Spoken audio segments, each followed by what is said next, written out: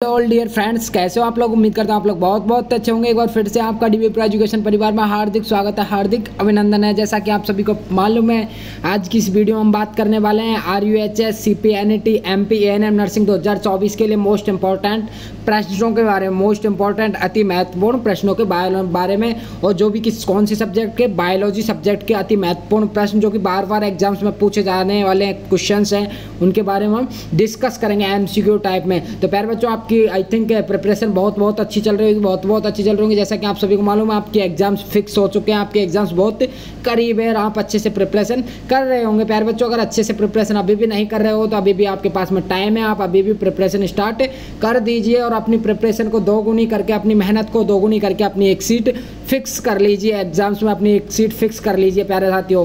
तो आज हम डिस्कस करेंगे बायोलॉजी के इंपॉर्टेंट MCQs के बारे में। तो सबसे पहले तो प्यारे साथियों, बिना टाइम वेस्ट करते हुए आपसे कहना चाहूँगा मैं कि आप अगर चैनल पर आए तो चैनल को सब्सक्राइब कर लें, बेल आइकन को प्रेस कर लें, ताकि आगे आने वाली हर वीडियो न्यूज़ नोटिफिकेशन सबसे पहले आपको मिल सके। प्यारे साथियों, डीबी प्रो एजुकेशन एकमात्र ऐसा स्थान है प्यारे साथियों जो कि बच्चों को एक डिटेल एनालिसिस बिल 1 बाय 1 सारे सॉल्यूशन प्रोवाइड कराता है। सारे MCQ question, very important MCQ question, previous year के क्वेश्चन आपको प्रोवाइड कराता है। तो बिना टाइम वेस्ट करते हुए चलते हैं हमारे टॉपिक की तरफ। वीडियो को बिना स्किप करते हुए एंड तक देखना, ताकि वीडियो पूरी समझ में आ सके। प्यारे साथियों, अगर चैनल पर नए हो तो चैनल को सब्सक्राइब कर लेना, बेल आइकन को प्रेस कर लेना, और इस लाइव क्लास को एक बार सभी स्टूडेंट्स प्यारे से इस सेशन में, हमारे जितने भी स्टूडेंट्स देख रहे हैं इस प्यारे से सेशन में, भाई एक बार शेयर कर दियो सभी स्टूडेंट्स के पास में, सभी स्टूडेंट्स के पास में इस प्यारे से सेशन ने शेयर कर दीजिए। वीडियो को अभी तक लाइक नहीं किया तो स्टार्टिंग से पहले ही वीडियो को लाइक कर दीजिए। भाई चलते बिना टाइम वेस्ट करते हुए चलिए।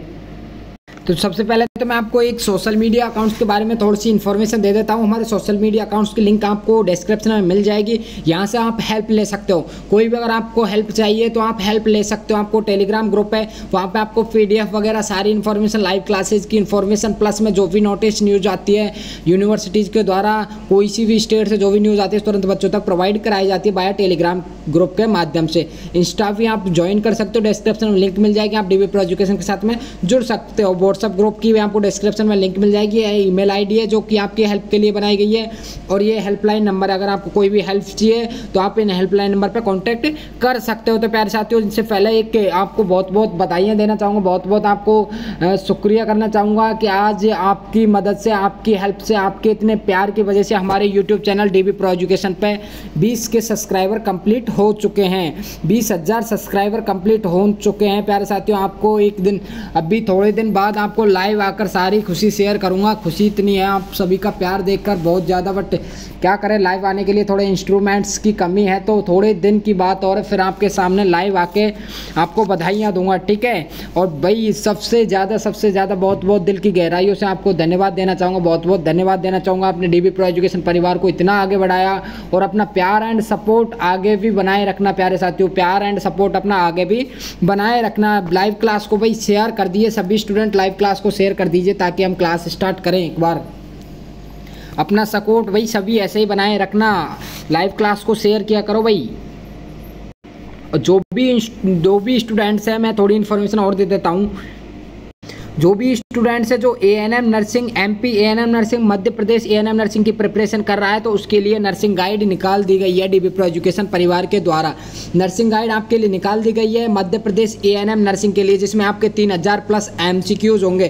प्यारे साथियों, यहाँ पे 3000 प्लस, लेकिन आपके MCQs अगर काउंट किए जाए ना तो 5000 के समथिंग पहुँचेंगे, क्योंकि सारी सब्जेक्ट्स का मटेरियल आपको यहाँ पे दिया जा रहा है एक ही स्थान से। प्यारे साथियों, प्रवेश पूर्व परीक्षा 2024 के लिए मात्र 199 प्राइस थी, जो आपकी डीबी प्रो एजुकेशन परिवार में, आपकी हमारी फैमिली में 20,000 मेंबर्स कंप्लीट होने के उपलक्ष्य में आपको 151 रुपये में कंप्लीट सिलेबस दिया जा रहा है इस बुक के माध्यम से, जिसमें आपके देख सकते हो आपके PCV के क्वेश्चंस होंगे, GK, इंग्लिश और 100 प्लस MCQ आपके एक चैप्टर से लिए गए हैं। आपके हर सब्जेक्ट्स में जितने भी चैप्टर्स हैं, एक चैप्टर से 100 प्लस आपके क्वेश्चंस लिए गए हैं। आपके देखिए चैप्टर वाइज MCQ आपको बुक में देखने को मिलेंगे, एक्सपीरियंस फैकल्टी के द्वारा यह बनाए गए हैं। प्यारे साथियों, लगाएगा सिलेक्शन की बौछार डीबी प्रो एजुकेशन परिवार, एक बार फिर से डीबी प्रो एजुकेशन परिवार सिलेक्शन की बौछार लगाने के लिए आ गया है। तो प्यारे साथियों, जो भी स्टूडेंट लेना चाहता है तो वो ले सकता है।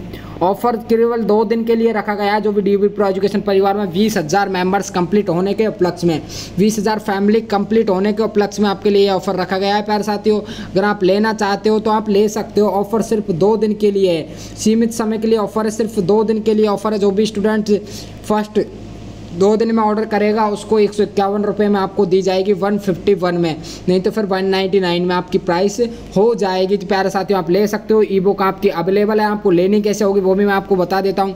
आपको लेनी कैसे होगी, आपको UPI नंबर मेंशन कर रखे हैं, आपको व्हाट्सअप के माध्यम से ई बुक प्रोवाइड कराई जाएगी। आप UPI नंबर पे पेमेंट करके इन्हीं नंबर्स पे आप ऐसे सेंड कर सकते हो। अगर इन नंबर्स पे सेंड नहीं करना चाहते हो तो आप 7877677460 नंबर पे भी आप ऐसे सेंड कर सकते हो। ठीक है, तो जो भी स्टूडेंट लेना चाहता है वो UPI नंबर आपको मेंशन कर रखा है। UPI नंबर पे पेमेंट करके आपका banking name DB pro education या फिर विकास जोगी आएगा। ठीक है, आप यहाँ से पेमेंट करके आप ऐसे सेंड कर देना आपके हेल्पलाइन नंबर पे। हेल्पलाइन नंबर मैंने आपको बता दिए हैं 7877677460 पे आप ऐसे सेंड कर देना। आपको बुक तुरंत प्रोवाइड करा दी जाएगी वाया व्हाट्सअप। ठीक है, व्हाट्सअप के माध्यम से आपको ई बुक प्रोवाइड करा दी जाएगी। तो जो भी स्टूडेंट लेना चाहता है वो ले सकता है भाई। ऑफर 2 दिनों के लिए रखा गया। चलिए फिर बिना टाइम वेस्ट करते चलते टॉपिक की तरफ। और भी स्टूडेंट्स है जो BSc नर्सिंग या फिर UP CPNET की जो भी स्टूडेंट प्रिपरेशन कर रहा है, CPNET की जो भी स्टूडेंट प्रिपरेशन कर रहा है, चाहे BSc नर्सिंग चाहे RUHS, तो वो भी PCV का MCQ इंपॉर्टेंट MCQ प्राप्त कर सकता है भाई। PCV के फिजिक्स केमिस्ट्री बायो के इंपॉर्टेंट MCQ आप प्राप्त कर सकते हो भाई। बहुत इंपॉर्टेंट MCQ आपके लिए। और RUHS BSc नर्सिंग वाले स्टूडेंट्स के लिए तो 2010 के बाद के प्रीवियस पेपर भी हम दे रहे हैं। RUHS BSc नर्सिंग के लिए तो 2010 के बाद के प्रीवियस ईयर के सॉल्व पेपर, आपके प्यारे बच्चे सॉल्व पेपर, तीनों सब्जेक्ट्स के पेपर जैसे आपका पेपर पैटर्न है उसी के आधार पे आपको सॉल्व पेपर प्लस में आपको MCQ क्वेश्चंस, आपको इंपॉर्टेंट MCQ क्वेश्चंस प्रोवाइड कराए जा रहे हैं। आपके 3000 प्लस MCQ आपके PCV से हैं वो आपको प्रोवाइड कराए जा रहे हैं। जो भी स्टूडेंट लेना चाहता है वो कॉन्टैक्ट कर सकता है। हेल्पलाइन नंबर दे रखे हैं आपको। चलिए फिर अब चलते हैं भाई बिना टाइम वेस्ट करते हुए। देखिए हमारे टॉपिक की तरफ चलते हैं। सबसे फर्स्ट क्वेश्चन आपके सामने आ रहा है। देखिए भाई सबसे फर्स्ट क्वेश्चन आपके सामने आ चुका है। सभी स्टूडेंट्स को आंसर देना होगा। इसके बाद में आंसर मैं आपको बता दूंगा, बट आप कमेंट बॉक्स में कमेंट करके आंसर लगाइए। ठीक है, आपका खुद का कॉन्फिडेंस लेवल हाई होगा, आपका खुद का कॉन्फिडेंस लेवल बढ़ेगा प्यारे बच्चों, मेरे प्यारे साथियों। ठीक है, करेक्ट आंसर लगाओ। एक नियमित चक्र वाली स्त्री में रजोधर्म न होने का मुख्य कारण क्या है भाई? रजोधर्म ना होने का मुख्य कारण क्या है भाई? बताओ, रजोधर्म ना होने का मुख्य कारण क्या है? जो कि रजोधर्म एवरी मंथ आता है हर 30 दिन में, हर 30 दिन में। तो इसके न होने का मुख्य कारण क्या होगा भाई? मुख्य कारण क्या होगा? अंड का निषेचन, हाइपरट्रॉफिकल एंडोमेट्रियम स्तर का बना रहना, या फिर रक्त धारा में लिंगीय हार्मोन्स की उच्च मात्रा, सुविकसित कॉर्पस ल्यूटियम धारण किए रहने से। बताओ भाई क्या होगा? करेक्ट आंसर लगाओ। Very good. जो भी स्टूडेंट यहाँ पे ए लगा रहे हैं उनका करेक्ट आंसर है भाई। क्या होगा भाई? एक नियमित चक्र वाली स्त्री में रजोधर्म न होने का कारण, रजोधर्म को हम मासिक चक्र भी बोल सकते हैं। मासिक चक्र का न होने का कारण क्या होगा प्यारे साथियों? रजोधर्म के चक्र के न होने का कारण क्या होगा? अंड का निषेचन, यानी अंड का फर्टिलाइजेशन। फर्टिलाइजेशन अगर हो जाएगा, फर्टिलाइजेशन अगर हो जाता है, फर्टिलाइजेशन हो जाता है तो क्या रजोधर्म आना बंद हो जाएगा। ठीक है, रजोधर्म आना बंद हो जाएगा, जिसको हम मासिक चक्र के नाम से जानते हैं। मासिक चक्र आना बंद हो जाएगा किसके कारण? अंड के निषेचन होने के बाद में। क्या है मुख्य कारण? क्या है? एक नियमित चक्र वाली स्त्री में रजोधर्म न होने का कारण, मुख्य कारण अंड का निषेचन। जब अंड का निषेचन हो जाएगा तो रजोधर्म आना बंद हो जाएगा। यदि अंड का निषेचन नहीं होता है तो रजोधर्म वही मासिक चक्र के टाइम पे आता रहेगा। अंड का निषेचन होने के बाद में मासिक चक्र आना बंद हो जाएगा। प्यारे साथी ऑप्शन नंबर ए आपका करेक्ट आंसर है। अब चलिए नेक्स्ट क्वेश्चन की तरफ चलिए भाई। नेक्स्ट क्वेश्चन बताइए, एक वयस्क मनुष्य के वृषण में शुक्राणु का निर्माण करने वाली शुक्रजन्य अवस्थाओं का सही क्रम बताओ भाई। शुक्रजन्य अवस्थाओं का आपको सही क्रम बताना है भाई। शुक्रजन्य अवस्थाएं कैसे कैसे शुक्राणु का निर्माण होता है, कैसे इनका डेवलपमेंट होता है, कहाँ से होता है भाई बताओ। स्पर्मेटोसाइट, स्पर्मेटोगोनिया, स्पर्मेट्रिड शुक्राणु, या फिर स्पर्मेट्रिड से स्पर्मेटोसाइट बनती है, फिर स्पर्मेटोगोनिया फिर शुक्राणु बनता है, या फिर स्पर्मेटोसाइट से स्पर्मेट्रिड, स्पर्मेटोगोनिया शुक्राणु, स्पर्मेटोगोनिया स्पर्मेटोसाइट, स्पर्मेट्रिड शुक्राणु। क्या होगा? सही क्रम बताओ प्यारे बच्चों, सही क्रम लगाओ। आप 4 ऑप्शन आपके सामने, सोच समझ के आंसर लगाओ कमेंट बॉक्स में। कमेंट बॉक्स में सभी स्टूडेंट, सभी प्यारे साथी आंसर लगाओ। क्या होगा? करेक्ट आंसर लगाओ भाई। करेक्ट आंसर क्या होगा? 90 क्वेश्चन में आपका करेक्ट आंसर क्या होगा? Very good. जो भी स्टूडेंट यहाँ पे डी लगा रहे हैं ना उनका करेक्ट आंसर है। जो भी स्टूडेंट यहाँ पे डी लगा रहे हैं उनका राइट आंसर है भाई। राइट आंसर क्या है, स्पर्मेटोगोनिया। ये फर्स्ट फेज होती है, फर्स्ट फेज होती है स्पर्मेटोगोनिया भाई। स्पर्मेटोगोनिया से स्पर्मेटोसाइट्स बनेंगे, स्पर्मेटोसाइट्स बनने के बाद में स्पर्मेटेड बनेंगे, फिर शुक्राणु का निर्माण होगा।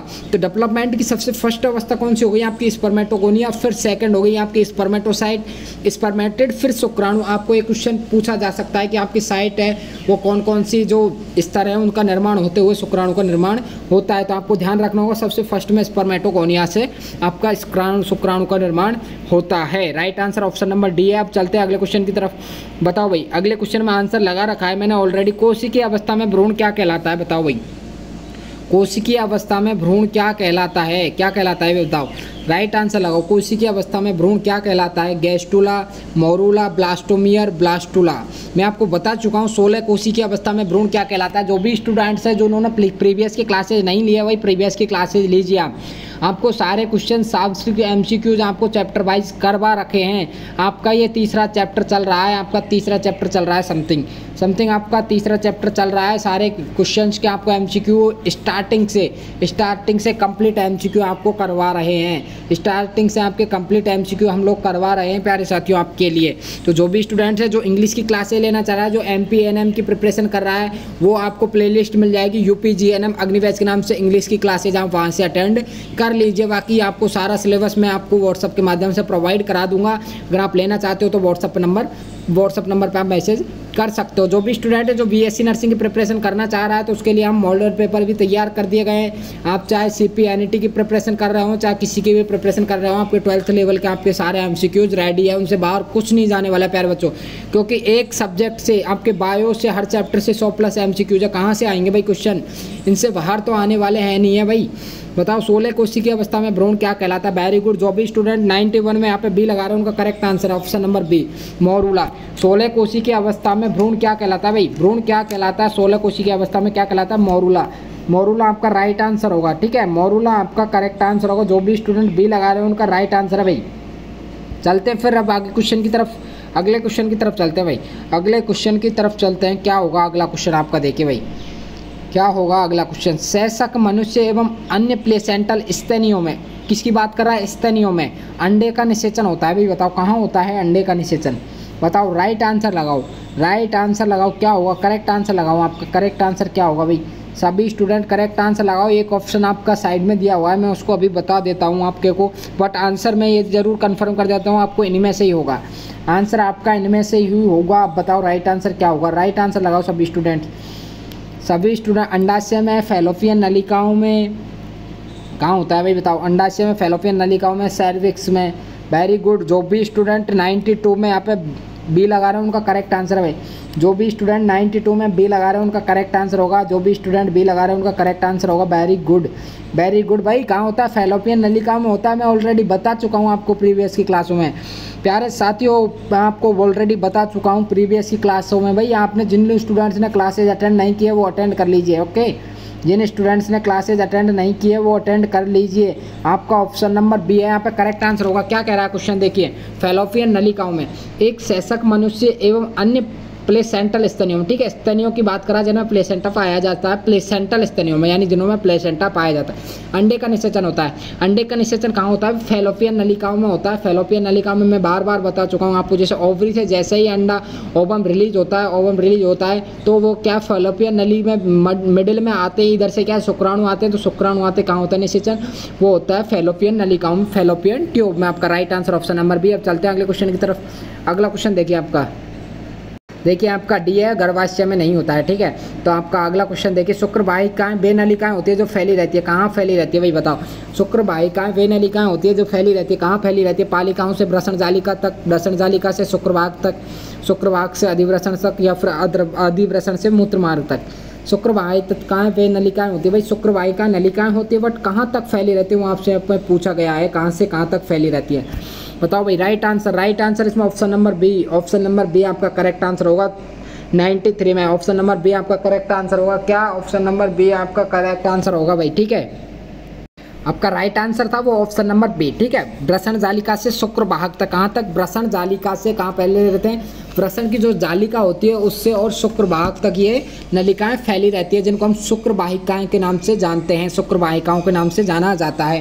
जैसे शुक्र वाहिकाएं जो किसका वहन करती है भाई, शुक्र वाहिका शुक्राणु का वहन करती हैं। शुक्राणु का वहन कहाँ से करती है, वृषण जालिका से शुक्र वाहक तक ये करती है। आपका correct answer option number B होगा प्यारे बच्चों। अब चलिए हमारे प्यारे रसगुल्लो अगले क्वेश्चन की तरफ चलिए, अगले क्वेश्चन की तरफ चलिए हमारे प्यारे लॉलीपॉप्स। अगला क्वेश्चन देखिए, आपका करेक्ट आंसर लगाना होगा आपको। करेक्ट आंसर क्या होगा बताओ भाई, करेक्ट आंसर लगाओ। मनुष्य में वृषण उदर गुहा के बाहर थैलीनुमा वृषण कोश के भीतर स्थित रहते हैं, इसका उद्देश्य है, बताओ भाई क्या उद्देश्य है। बहुत सिंपल क्वेश्चन है, बहुत सिंपल क्वेश्चन है, बहुत बताओ। राइट आंसर आपको लगाना होगा इस क्वेश्चन का, राइट आंसर आपको लगाना होगा। बहुत सिंपल क्वेश्चन है ये। अंतरांगों द्वारा संभावित दबाव से बचाव के लिए, एपिडिडाइमिस को वृद्धि के लिए अधिक स्थान प्रदान करना, या फिर नरलिंग की अभिव्यक्ति हेतु द्वितीय लैंगिक लक्षणों का प्रदान करना, वृषण कोश का तापमान अधिक आंतरिक तापमान से कम बनाए रखना, बताओ भाई। वेरी गुड, मेरे को पता है आप करेक्ट आंसर लगाओगे। ऑप्शन नंबर डी आपका राइट आंसर है। क्यों भाई, क्यों रहते हैं उदर गुहा के बाहर थैलीनुमा वृषण कोश के भीतर स्थित क्यों रहते हैं भाई वृषण? इसलिए रहते हैं क्योंकि क्या, बॉडी का टेम्परेचर हाई होता है, बॉडी का टेम्परेचर हाई होता है। ठीक है, बॉडी का टेम्परेचर हाई होता है 37 डिग्री सेल्सियस के समथिंग। ठीक है, बॉडी का टेम्परेचर हाई होता है, तो 37 डिग्री सेल्सियस पे क्या है, वृषण है वो प्रॉपर कार्य नहीं कर पाते हैं, तो वो क्या है, उनको तापमान की कम रिक्वायरमेंट होती है, कम तापमान की क्या वो रिक्वायरमेंट होती है, तो वो क्या उदर गुहा के बाहर थैलीनुमा वृषण कोश के भीतर स्थित रहते हैं, क्योंकि वृषण कोश का तापमान है वो शरीर के आंतरिक तापमान से कम बनाए रखने के लिए बाहर रहते हैं वृषण कोश। ठीक है, आपका correct answer option number D होगा भाई। बॉडी का टेम्परेचर हाई होता है जहाँ पे प्रॉपर वर्क नहीं कर पाते हैं, इसलिए क्या बाहर थैलीनुमा संरचना में होते हैं। अब बताओ भाई अगला क्वेश्चन बताओ, अगला क्वेश्चन। यदि किसी कारणवश मनुष्य के जनन तंत्र में अपवाहिक नलिकाएं बंद हो जाएं तो युग्मक का स्थानांतरण नहीं होगा। कहाँ से कहाँ तक बंद हो जाएगा भाई?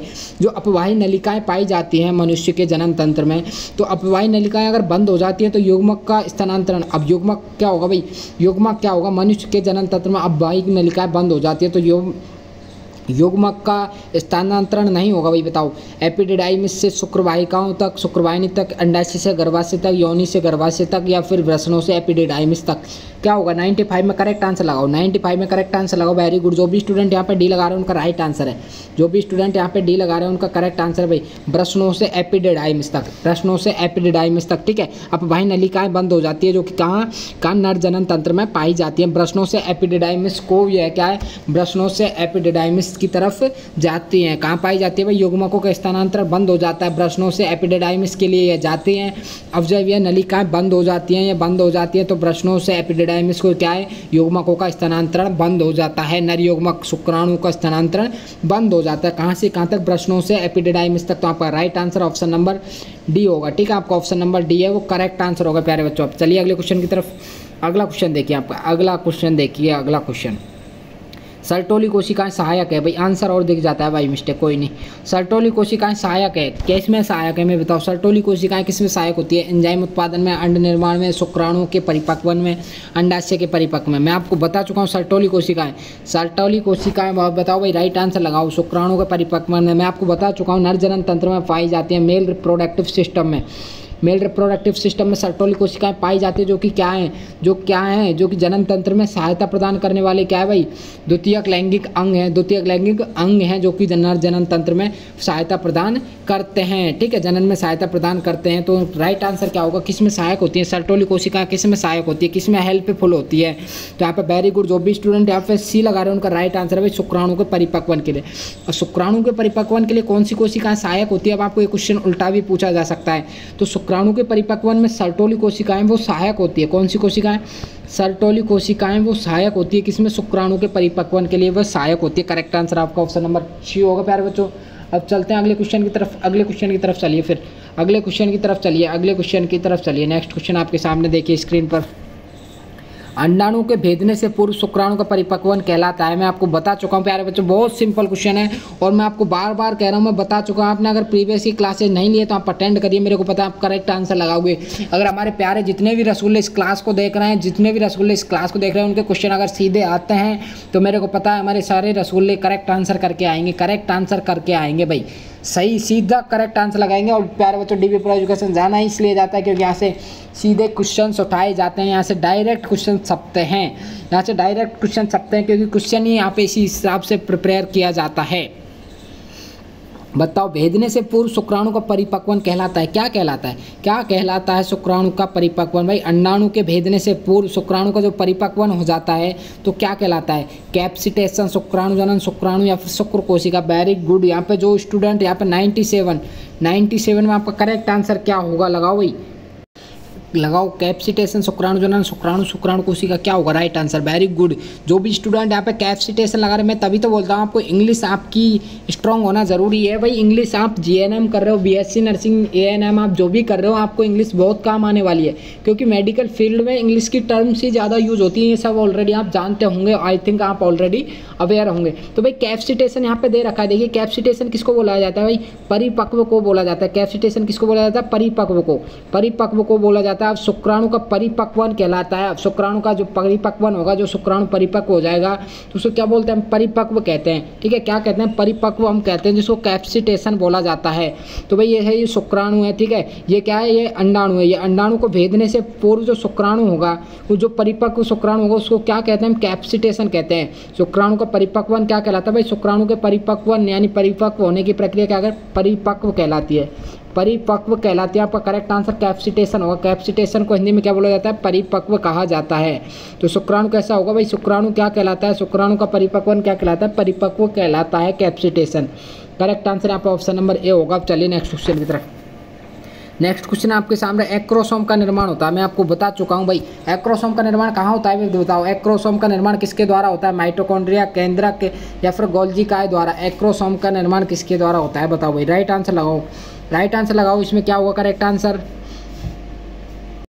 बताओ भाई, राइट आंसर लगाओ, बताओ। माइटोकॉन्ड्रिया द्वारा, केंद्रक, गोल्जी का या फिर इनमें से कोई नहीं। क्या होगा करेक्ट आंसर? एक्रोसोम। मैं आपको बता चुका हूँ, जो शुक्राणु होता है, शुक्राणु के शीर्ष भाग पे एक्रोसोम पाया जाता है जो कि एंजाइम्स रिलीज करता है। ये नेक होता है, ये मिडिल पार्ट होता है, ये टैल होता है शुक्राणु का। ठीक है, ये होता है। उसके बाद में माइटोकॉन्ड्रिया, फर्स्ट ऑप्शन दे रखा। माइटोकॉन्ड्रिया क्या है? श्वसन से संबंधित होता है, श्वसन से संबंधित क्रियाओं को में उपलब्ध होता है माइटोकॉन्ड्रिया। ठीक है, केंद्रक जिनमें क्या है? केंद्रक जिनमें की क्या है? जेनेटिक मटेरियल पाया जाता है। तो आपका ये भी राइट आंसर नहीं होगा। गोल्जी का आपका करेक्ट आंसर हो जाएगा। गोल्जी का आपका करेक्ट आंसर हो जाएगा। ठीक है, गोल्जी का आपका करेक्ट आंसर हो जाएगा। एक्रोसोम का निर्माण किससे होता है? गोल्जी काय के द्वारा होता है। एक्रोसोम का निर्माण इनमें से कोई नहीं, ये भी नहीं होगा। तो आपका correct answer option number C, option number C आपका राइट आंसर होगा। भाई एक्रोसोम का निर्माण किससे होता है? गोल्जी काय के द्वारा होता है। ध्यान रखना भाई, एक्रोसोम से आपके क्वेश्चन फंसने के 100% चांस बनते हैं क्योंकि यहाँ से बार बार क्वेश्चन निकल के आ रहे हैं। बताओ भाई, अगले क्वेश्चन की तरफ चलते हैं। अगले क्वेश्चन की तरफ चलते हैं क्या? अगले क्वेश्चन की तरफ चलते हैं भाई, बिना टाइम वेस्ट करते हुए। बताओ भाई, गोनेडोट्रोपिन हार्मोन्स है भाई। बताओ गोनेडोट्रोपिन, गोनाड्स के हार्मोन्स कौन कौन से हैं? बताओ भाई, इनमें से तीनों में से बता दो। आपके लिए मैंने 3 ऑप्शन रख दिए हैं, वैसे ऑप्शन 4 हैं करेक्ट, लेकिन आपके इनमें से ही बता दीजिए क्या होगा करेक्ट आंसर। FSH और LH, MSH और GH क्या होगा? क्या होगा भाई? करेक्ट आंसर लगाओ, करेक्ट आंसर लगाओ। करेक्ट आंसर क्या होगा? सभी स्टूडेंट मेरे को पता है करेक्ट आंसर लगाएंगे।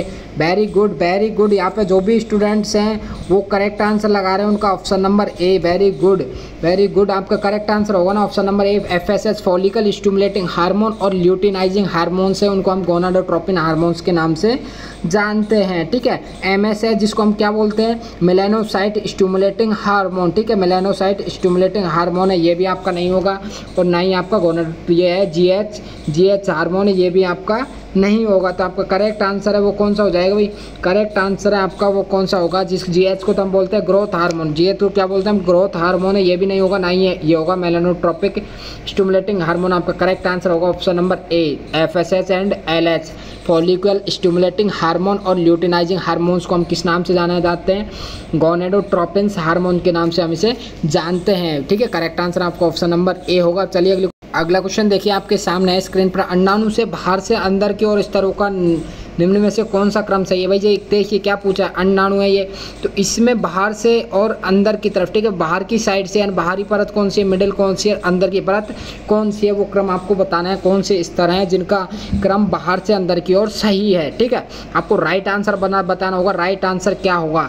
राइट आंसर क्या होगा? जोना पेल्यूसिडा। भाई देखिए मैं आपको बता चुका हूँ, जोना पेल्यूसिडा होती है, जोना पेल्यूसिडा होती है वो मिडिल लेयर होती है। ठीक है, जोना पेल्यूसिडा होती है वो मिडिल लेयर होती है। पीतक कला, पीतक कला जो क्या पीली कला होती है, हम पीले कलर की होती है इसलिए इसको पीतक कला के नाम से जानते हैं। तो पीतक कला आपकी अंदर की साइड पाई जाती है, ठीक है। और कोरोना रेडिएटा एक बाहरी परत होती है जो कि एक सुरक्षा प्रदान करती है, एक संरक्षण प्रदान करती है अंडाणु को, ठीक है। तो आपके तीनों ऑप्शन मैंने बता दिए हैं, अब बताओ करेक्ट आंसर क्या होगा। पीतक कला जो कि अंदर पाई जाती है, पीले कलर की होती है इसलिए इसको पीतक कला के नाम से जानते हैं। और जोना पेल्यूसिडा होती है वो मिडिल लेयर होती है, और आउटर लेयर जो कि संरक्षण प्रदान करती है वो होती है कोरोना रेडिएटा। तो आपको बाहर से अंदर की ओर स्तरों का निम्न स्तरों का स्तर बताना होगा, आपको कौन सा क्रम सही है बताओ भाई। जोना पेल्यूसिडा ये तो मिडिल में पाई जाती है तो ये तो करेक्ट होगा नहीं, ये तो गलत है। फिर जोना पेल्यूसिडा आपकी क्या पाई जाती है, मिडिल में पाई जाती है, ये भी आपका करेक्ट नहीं होगा। कोरोना रेडिएटा जो बाहर की तरफ पाई जाती है, उसके बाद में जोना पेल्यूसिडा मिडिल में पाई जाती है, उसके बाद में पीतक कला अंदर की साइड पाई जाती है। क्या पूछ रहा है, बाहर से अंदर की तरफ। तो आनिएगा, आपका राइट आंसर होगा ऑप्शन नंबर सी, आपका करेक्ट आंसर होगा। ऑप्शन नंबर सी आपका करेक्ट आंसर होगा। फर्स्ट में कोरोना रेडिएटा, उसके बाद में जोना पेल्यूसिडा मिडिल लेयर, और अंदर की तरफ जो स्तर पाया जाता है उसको हम पीतक कला के नाम से जानते हैं। अगर आपको अंदर से बाहर की तरफ अगर पूछ लिया जाए तो आपका ऑप्शन नंबर डी है वो करेक्ट होगा। अंदर से बाहर की तरफ अगर आपको पूछ लिया जाए तो आपको ऑप्शन नंबर डी है वो करेक्ट होगा। फर्स्ट में अंदर की साइड क्या पाई जाती है, पीतक कला पाई जाती है, पीतक कला पाई जाती है यहाँ पे। तो उसके बाद में आपकी जोना पेल्यूसिडा मिडिल लेयर होती है, उसके बाद में कोरोना रेडिएटा आउटर लेयर होती है, ठीक है। आपका वहाँ पे राइट आंसर डी होगा, लेकिन यहाँ पे जो पूछा गया उसका सही आंसर ऑप्शन नंबर सी है। चलते हैं फिर अगले क्वेश्चन की तरफ प्यारे साथियों। जो भी स्टूडेंट्स इसी प्रकार के एमसीक्यू लेना चाहता है वो ले सकता है, ठीक है। ऑक्सीटोसिन का स्राव होता है, option number D correct answer है। ऑप्शन नंबर डी न्यूरोहाइपोफाइसिस से, ठीक है, न्यूरोहाइपोफाइसिस आपका करेक्ट आंसर होगा। अब ऑक्सीटोसिन का स्राव होता है, बताओ भाई ऑक्सीटोसिन का स्राव होता है, बताओ भाई ऑक्सीटोसिन का स्राव कहाँ से होता है। हाइपोथैलेमस से होता है, एडिनोहाइपोफाइसिस से होता है, या फिर एडिनोहाइपोफाइसिस अग्रपाली से होता है, न्यूरोहाइपोफाइसिस से होता है। यहाँ पर करेक्ट आंसर आपका ऑप्शन नंबर डी होगा। बताओ भाई राइट आंसर क्या होगा। हाइपोथैलेमस यहाँ पे ऑप्शन नंबर डी आपका करेक्ट आंसर था, न्यूरोहाइपोफाइसिस, ठीक है। न्यूरोहाइपोफाइसिस आपका करेक्ट आंसर था। पिट्यूटरी ग्लैंड का जो पोस्टीरियर लोब होता है उसको हम हाइपोफाइसिस के नाम से जानते हैं। पिट्यूटरी ग्लैंड आपकी जो मस्तिष्क में पाई जाती है उसका जो पोस्टीरियर लोब होता है, पीछे वाला लोब, ठीक है, पीछे वाला लोब होता है, उसको किस नाम से जानते हैं हम, हाइपोफाइसिस के नाम से। और ये न्यूरॉन, ठीक है, न्यूरोहाइपोफाइसिस क्यों बोला जाता है इसको न्यूरोहाइपोफाइसिस, क्योंकि क्या है, न्यूरॉन्स से संवेदनाओं का कार्य करता है, न्यूरॉन्स में संवेदनाओं का कार्य करता है, संवेदनाओं को भेजने का कार्य करता है। और अगर एक तरह से देखा जाए तो ऑक्सीटोसिन का वर्क क्या होता है, बेबी बर्थ के दौरान भी है बहुत वह कार्य करता है। प्रसव के दौरान दर्द में से भी राहत दिलाता है, ऑक्सीटोसिन है वो दर्द से भी राहत दिलाता है। आपका जो न्यूरोहाइपोफाइसिस है उससे ये ऑक्सीटोसिन है वो रिलीज होता है। न्यूरोहाइपोफाइसिस कहाँ पाया जाता है, मस्तिष्क में जो पिट्यूटरी ग्लैंड होती है उसका पोस्टीरियर लोब है उसमें हाइपोफाइसिस होता है, ठीक है। पोस्टीरियर लोब को क्या बोलते हैं, हाइपोफाइसिस। तो वहाँ से न्यूरोहाइपोफाइसिस है वो रिलीज होता है, ऑक्सीटोसिन का स्राव होता है कहाँ से, न्यूरोहाइपोफाइसिस से। जो हाइपोफाइसिस पार्ट है, जो इसका हाइपोफाइसिस पार्ट है, यहाँ से ऑक्सीटोसिन है वो रिलीज होता है, ऑक्सीटोसिन है वो रिलीज होता है। ऑक्सीटोसिन और वेसोप्रेसिन दोनों कहाँ से रिलीज किए जाते हैं, न्यूरोहाइपोफाइसिस पार्ट से। हाइपोफाइसिस पार्ट से आपके ऑक्सीटोसिन और वेसोप्रेसिन है दोनों रिलीज किए जाते हैं। वेसोप्रेसिन वो एंटी डायूरेटिक हार्मोन है। वेसोप्रेसिन कौन सा हार्मोन है, एंटी डायूरेटिक हार्मोन है भाई, एंटी डायूरेटिक यानी यूरिया के स्राव को कम करता है, एंटी डायूरेटिक हार्मोन के नाम से भी इसको जाना जाता है। एंटी डायूरेटिक हार्मोन किस कहाँ से रिलीज होता है, हाइपोफाइसिस से यहाँ पे रिलीज होता है। तो आपका राइट आंसर था वो न्यूरोहाइपोफाइसिस। ऑक्सीटोसिन का स्राव कहाँ से होता है, न्यूरोहाइपोफाइसिस था। और अगर आपको ऐसे पूछ लिया जाए ऑक्सीटोसिन को किस नाम से जाना जाता है, तो इसको प्रेम हार्मोन के नाम से भी इसको जाना जाता है। किस नाम से, प्रेम हार्मोन के नाम से भी ऑक्सीटोसिन को जाना जाता है, प्रेम हार्मोन के नाम से, ठीक है, प्रेम हार्मोन के नाम से भी ऑक्सीटोसिन को जाना जाता है। अब चलते हैं अगले क्वेश्चन की तरफ। अगला क्वेश्चन देखिए, अगला question and second last question आज के इस सेशन का। अगला क्वेश्चन एंड सेशन का लास्ट एंड फाइनल क्वेश्चन आपका होने वाला है, स्तन ग्रंथियां व्युत्पन्न होती है। व्युत्पन्न का मतलब जानते हो क्या, स्तन ग्रंथियां व्युत्पन्न होती है, किससे व्युत्पन्न होती है भाई बताओ। व्युत्पन्न का मतलब एक तरह से आप बोल सकते हो उत्पन्न होती है, ठीक है, उत्पन्न होती है, हम बोल सकते हो आप स्तन ग्रंथियां व्युत्पन्न होती हैं। स्तन जो ग्रंथियां होती है मामल्स में जो स्तन ग्रंथियां पाई जाती हैं, ठीक है, स्तन ग्रंथियां पाई जाती है वो व्युत्पन्न होती है। किसकी होती है भाई व्युत्पन्न, बताओ भाई। व्युत्पन्न होती है श्वेत ग्रंथियों का। वेरी गुड, जो भी स्टूडेंट यहाँ पे ऑप्शन नंबर ए लगा रहा है उनका करेक्ट आंसर श्वेत ग्रंथियों का व्युत्पन्न होती है।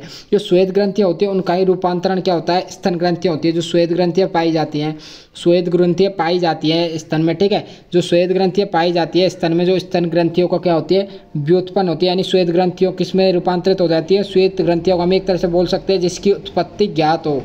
व्युत्पन्न को हम बोल सकते हैं भाई व्युत्पन्न हम किसको बोल सकते हैं, व्युत्पन्न हम बोल सकते हैं जिससे उत्पत्ति ज्ञात हो, जिसकी उत्पत्ति ज्ञात हो।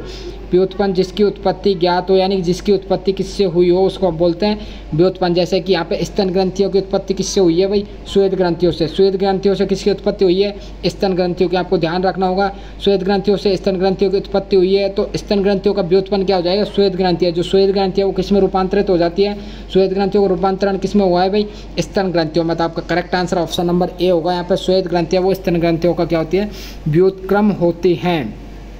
अब लास्ट एंड फाइनल क्वेश्चन आज के सेशन का, चलिए भाई लास्ट एंड फाइनल क्वेश्चन आज के सेशन का। आज के सेशन में आपको 15 क्वेश्चन रखे गए हैं। 15 क्वेश्चन आपके इस सेशन में रखे गए हैं प्यारे साथियों। बताइए अब निम्न में से शुक्राणु जनन की किस अवस्था में शुक्राणु पूर्णतः परिपक्व हो जाता है। Option number A spermiogenesis. Spermiogenesis में आपको बता चुका हूँ, जैसे कि आपका जेनेसिस जहाँ पे भी आ जाता है ना, जेनेसिस का मतलब होता है डेवलपमेंट, या फिर हम बोल सकते हैं परिपक्वन, बनावट। एक तरह से हम बोल सकते हैं बनावट, परिपक्वन, डेवलपमेंट हम बोल सकते हैं, ठीक है। जेनेसिस का मतलब क्या होता है, परिपक्वन होता है। जेनेसिस का मतलब होता है परिपक्वन।